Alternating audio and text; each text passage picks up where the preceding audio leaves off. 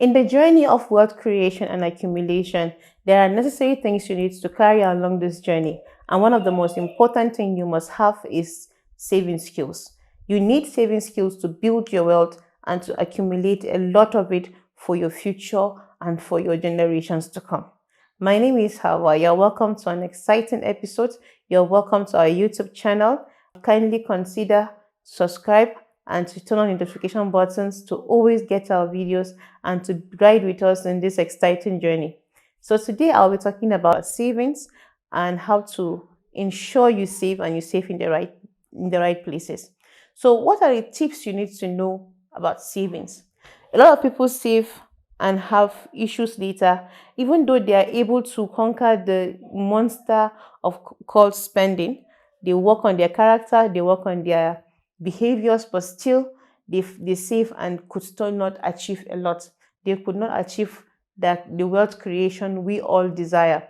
And these are the problems they may have. They may have either of this. Number one, they may have a problem of saving without a goal. So many people save and they feel, oh, they say we should save, we should save. Let's just save. So you can find out that somebody have 4 accounts, money stuck into those accounts, and the person still did not achieve accumulation of wealth or still did not build wealth for the next generation or for his own family to enjoy from it. Because when saving, the person do not have a particular goal that he has in mind to achieve with those savings. So if you want to accumulate wealth and you want to build wealth, then you need to save with a purpose. You need to save with a thing in mind. Is it a business you want to start? Is it a school you want to go back to? Is it a land you want to buy? What exactly do you want to do with this money? What's the goal behind the saving? That would help you to save more than for you to just save money stuck into accounts, and then anything that happens or any events, you can do impulse saving. You can just spend the money without thinking twice, because actually those money were saved without a purpose. So you need to tie your savings with a purpose for you to build and accumulate wealth. I would advise that before you start any savings process, any savings cycle, you need to get a goal. What do you want to do with that money? For example, you want to start a business. How much is required for the business? So some of those business do not have money written in the resources needed. Probably you want to start a cooking business, you want to start a food business.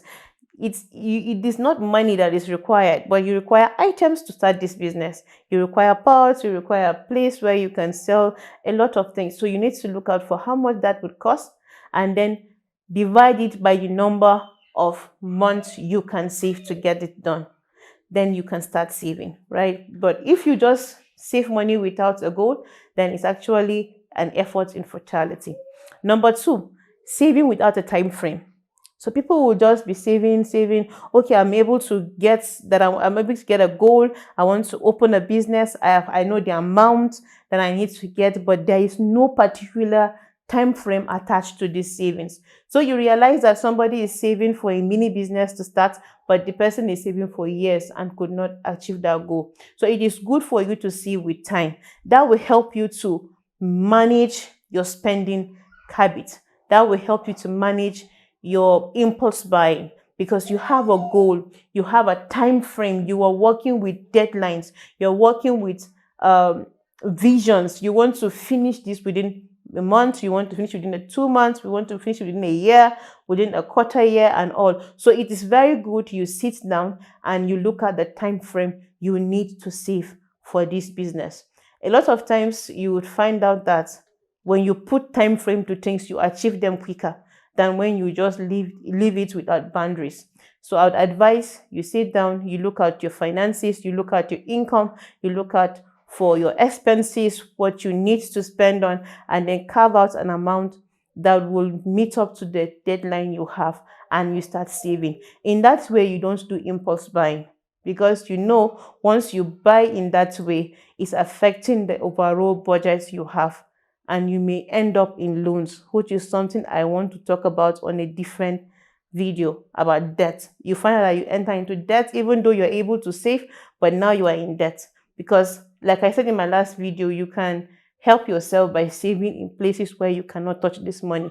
And I talked about money market fund and a lot of that places where you can save. So you can't be able to go back to that money you save and now you're taking debt. You're taking one step forward, two step backward. So it is good you have a budget, a plan that will help you to achieve your goal within a specific period of time.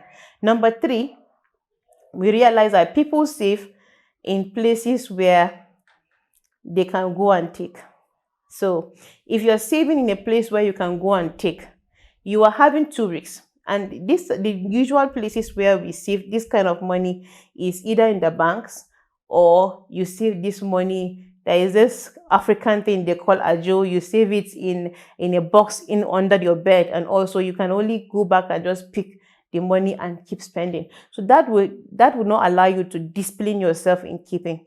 Number one, you can usually and always pick from it.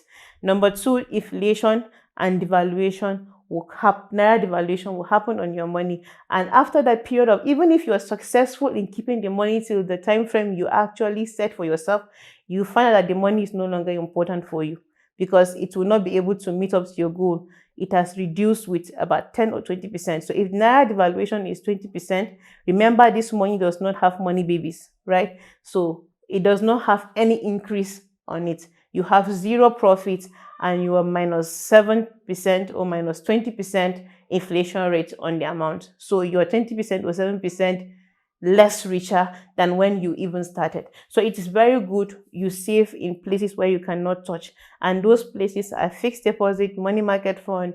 I've talked about mutual funds.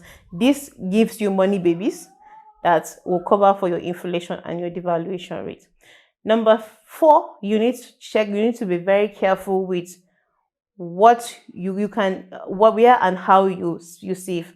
You may not really have to save the money in cash. You can save the money in assets. So how do you save in assets? Now I'll give an example. In the past 4 years, I bought a land. I bought the land about 250,000 naira in Nigerian money. But when I go back to the same land, somebody wants to buy, and we have, let's price it. It tripled the amount. So I have actually saved my money in a land. And now I am 3 or 4 times richer because the land has appreciated. So if you have a long-time goal to start a long-time business and the money you have is able to buy an asset that will generate more money for you when you want to use the money, then I'd advise you save with an asset. You buy an asset and you keep. Real estate is not the only assets we have. We have other assets, right? But this is the more reliable I can talk about now. So you can look out for land, real estate, and invest in it. So real estate never goes down. It only goes up. At best, you can get your money back the way it is. So this is my piece of advice for you. You can look out for those tips and see where you fall, where you're lagging. That will help you to identify your problem and the solutions to your problem. Thank you so much for joining us on this episode. Kindly share, like, and subscribe. And see you next week in our next video. Bye.